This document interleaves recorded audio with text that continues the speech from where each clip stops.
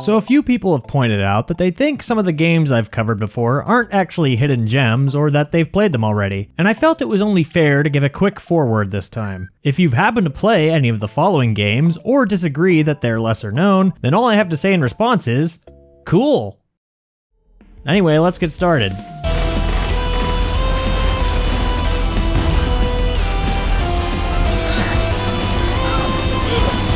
Mycopunk is a mission-based cooperative shooter that's described by the public relations sleep paralysis demon known as Randy Pitchford as cheaper than a point of meth and probably has fewer side effects too, which is a funnier joke than Borderlands 3 was at launch. Count it. In Mycopunk, you're tasked with eradicating a mysterious fungal infestation that gave me flashbacks to another particular alien. The enemy! They're balls!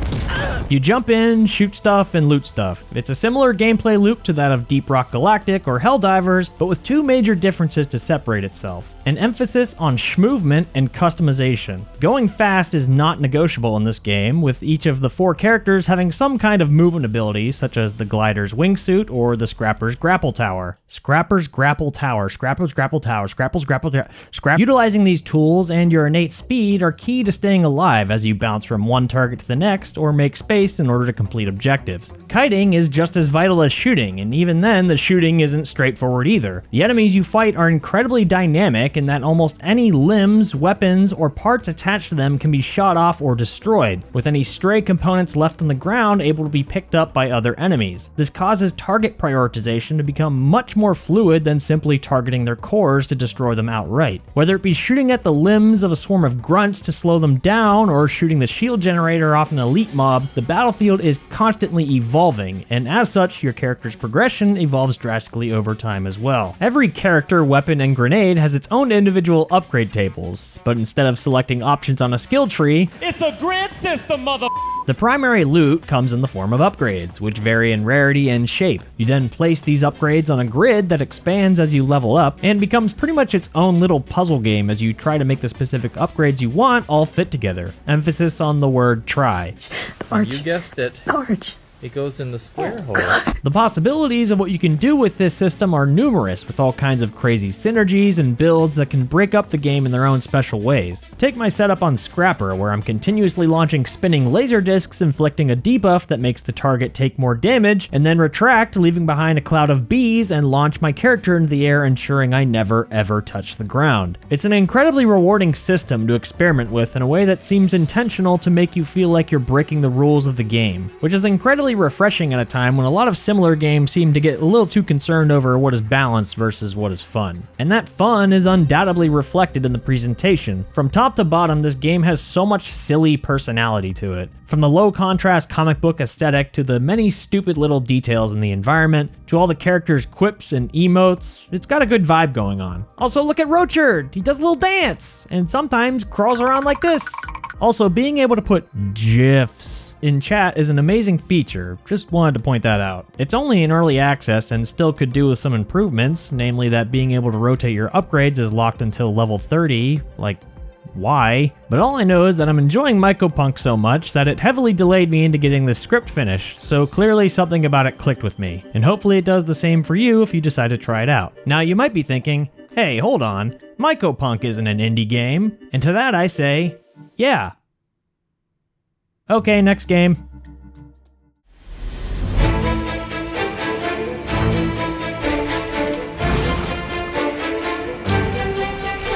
Crown Gambit is a narrative-focused tactical RPG with light deck builder mechanics and a sleek visual style that I stumbled upon via a Reddit ad of all places, which is shocking because most of the game ads I get on my phone look like this.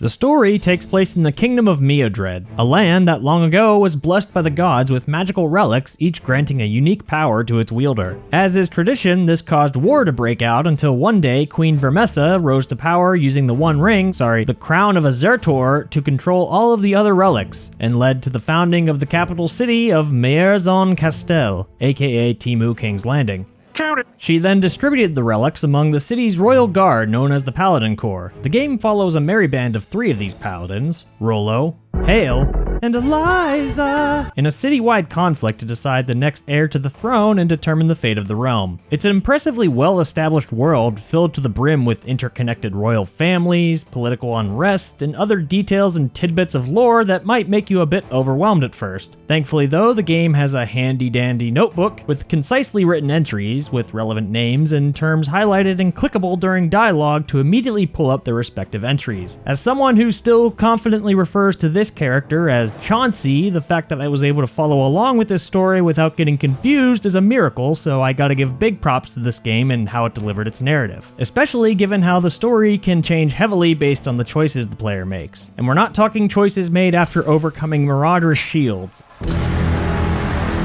Rest in peace, King. The combat is absolutely stellar and plays like a combination of Final Fantasy Tactics and Slay the Spire. You control your 3 paladins, each with their own individual decks and abilities. Rollo is your heavy-hitting bruiser with several crowd control abilities. Hale is your typical cleric archetype, dealing out heals, buffs, and debuffs. And Eliza specializes in mobility and whittling opponents down with hit-and-run tactics. They each complement each other nicely, with my favorite tactic being to immobilize people with Rollo to set up Eliza for some big ol' charge attacks. Most of the combat encounters consist of boss battles with other paladins, each with their own unique powers and tactics and cool as hell artwork.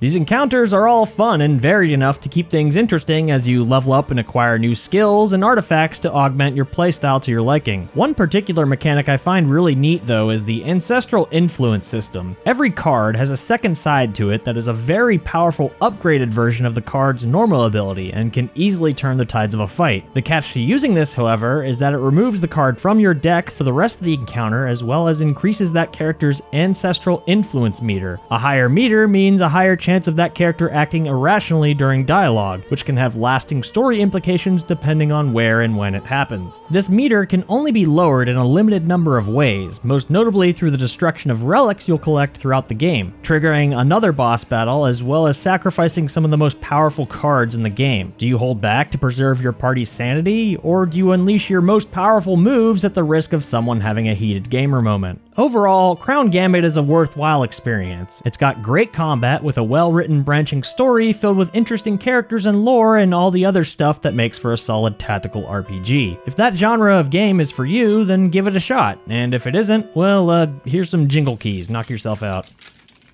Oh, shit. You're listening to WLFT. Welcome back.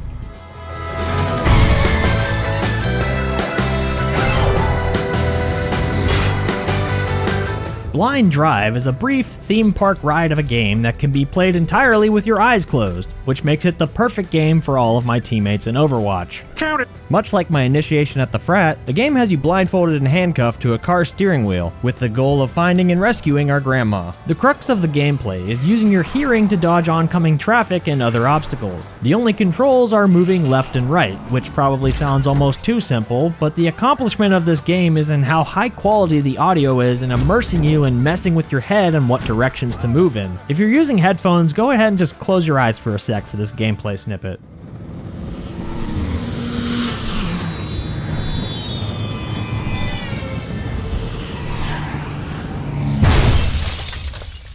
I'm not exaggerating when I say this game made me more tense than any other game has made me in years. I had a complete death grip on my controller, my face winced whenever I crashed, and I'd even duck my entire body left and right as honking horns, pedestrians, and even bullets whiz past my head. It's interesting too how the game throws several different auditory challenges in the mix by turning the radio on or closing the windows so that every section of the game is completely distinct from one another. Also, the addition of having things you do want to crash into, in this case cyclists and ice cream trucks, is not only amusing but also causes you to focus even more intently on everything you're driving past instead of simply holding the opposite direction of every single sound you hear. It's a game that reinforces the idea that complexity isn't a prerequisite for depth, and I think that's pretty neat. If there's any marks against Blind Drive, it's that it's pretty short, clocking in at about 90 minutes, and outside of achievement hunting, which are really fucking hard by the way, there isn't really much replay value. As I said at the start of this section, it's very much a theme park ride game. That being said, theme park rides can still leave a lasting impression, as my 6-year-old self can attest to after being mentally traumatized by Alien Encounter at Disney World. And while Blind Drive won't exactly leave me with nightmares, it's still a game I'm sure I'll remember years from now for its successful execution of a seldom explored avenue of gameplay.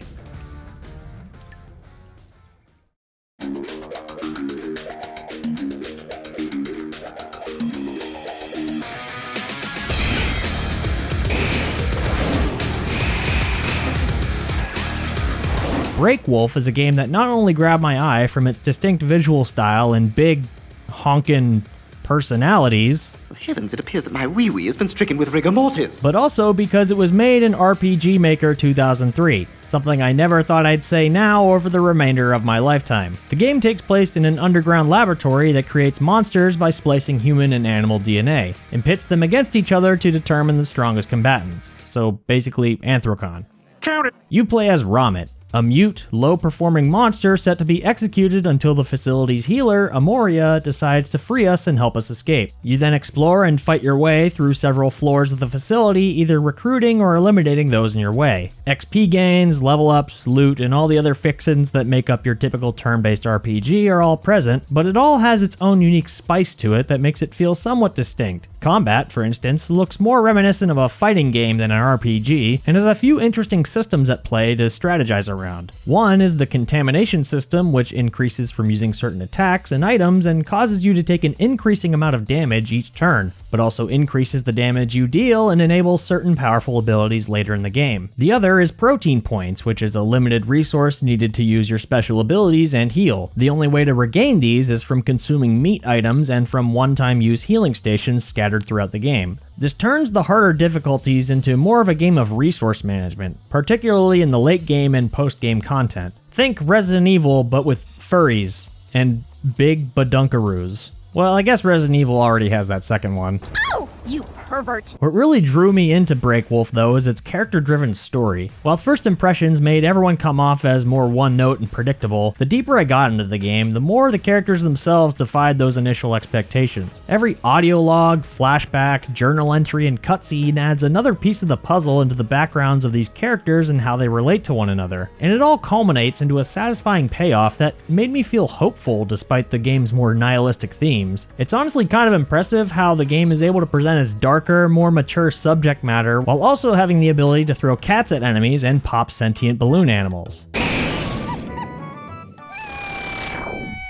To get the most out of this story, I heavily recommend playing through both the A and B routes of the main game, as doing so unlocks an extra story chapter that is not only narratively fulfilling, but also has the game's most challenging combat encounters. It's a shame though that my main issue with the game comes in the form of some spotty English translations. There are quite a few grammar errors and peculiar vocabulary choices that definitely took me out of the story a bit whenever they popped up. Although it does lead to some unintentionally memorable lines such as, "Eat my magnificent perfection, no notes." It's not enough to ruin the entire experience, but it sucks because the writing is otherwise pretty solid. That is, except for my other minor gripe, which is the romance between the two main characters. It just happens so quick and so early into the story that it felt more like an excuse to include some scenes that feel like you're staring at the women's swimwear section of the Sears catalog with water stuck in your ears. Thankfully though, you're given the option to turn this off at the start of the game, which I did for my second playthrough, and I felt it actually made Ramen and Amoria's relationship come off as more organic. Support platonic relationships in media! All in all, Breakwolf is an enjoyable little romp. I genuinely felt invested in these characters and their stories in a way I didn't expect. It's one of those games where the passion of the dev really shines through, making for an uncompromisingly authentic experience. And at a time when dead internet is proving not to be a theory at all, that authenticity is more valuable now than ever.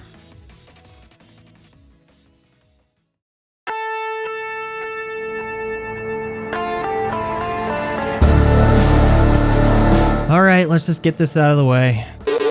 Gnomes is a tower defense roguelike that genuinely surprised me. Not that I thought the game would be bad, but more because I thought I'd outgrown the genre given that the last tower defense I played was like Kingdom Rush on ArmorGames.com. God, next thing you know, I'm gonna mention Taking my sweetie down to the soda fountain for a malt before a talkie. Gnomes tasked you with surviving 16 waves of increasingly difficult goblin armies across 8 different biomes using a combination of crops and buildings to generate gold and shore up your defenses. Roguelike elements take the form of a randomized shop, map, and enemy placements, ensuring every run is unique with different strategies and builds that come up to form based on what you get. The campaign tasked you with surviving roughly a fortnight in each biome, with said biomes offering their own unique obstacles and terrain that can require differing strategies to thrive on. What I immediately found peculiar though is that unlike other games within the genre, Gnomes has an emphasis on doing more with less as well as being flexible with your defenses. Enemy placement, pathing, and map size all change every wave, meaning you can't simply set and forget your defenses and expect to survive. You have to adapt and reconfigure your walls, crops, and towers every round to ensure your damage, pathing, and resource generation is scaling enough to keep up with the oncoming hordes. The winning strategy isn't just to build as many towers as possible, although if you're lucky that can and will happen sometimes. Instead, you have to be very particular with how you spend your gold. Not investing enough into your crops will leave you starved for resources in the later rounds. So much of the early game is about getting the most out of the few towers and buildings you can afford. Like many other tower defense games, manipulating enemy pathing plays a vital role in success, but much of the time you can't simply count on all mobs to go to the exact paths you want them to. Every round makes you improvise a little bit, and given that most buildings and crops can't be moved once they're placed without certain items, every choice feels very deliberate, and I like that.